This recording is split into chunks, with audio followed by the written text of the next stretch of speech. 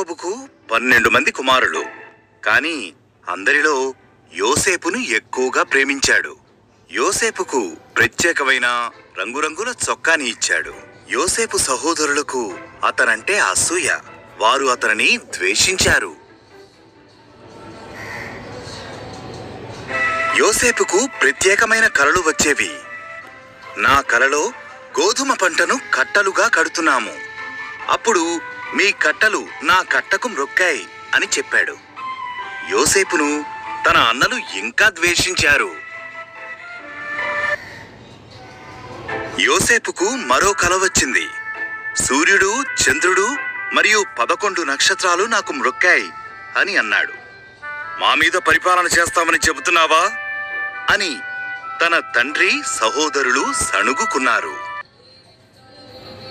ఒకరోజు యోసేపు సహోదరులు వారి గొర్రెలను చూసుకుంటూ పొలంలో ఉన్నారు.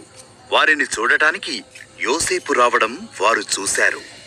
అతనిని చంపి తన కలలన్నింటికీ ముగింపు తీసుకురావాలని వారు అనుకున్నారు. మన సహోదరుణ్ణి చంపడం తప్పు, ఇక్కడ ఖాళీ బావిలో పడవేద్దాం అని రూబేను అన్నాడు.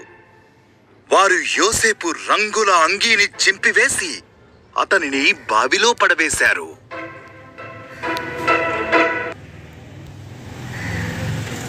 ఇష్మాయేలీయులు ఐగుప్తుకు వెళ్లే ఆ దారిలో వచ్చారు. యోసేపును ఈ ఇష్మాయేలీయులకు బానిసగా అమ్మివేద్దాం అని యూదా సలహా ఇచ్చాడు.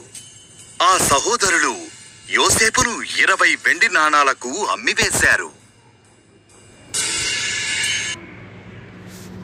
యోసేపు చొక్కాని ఆ సహోదరులు మేక రక్తములో ముంచి దానిని యాకోబుకు చూపించారు.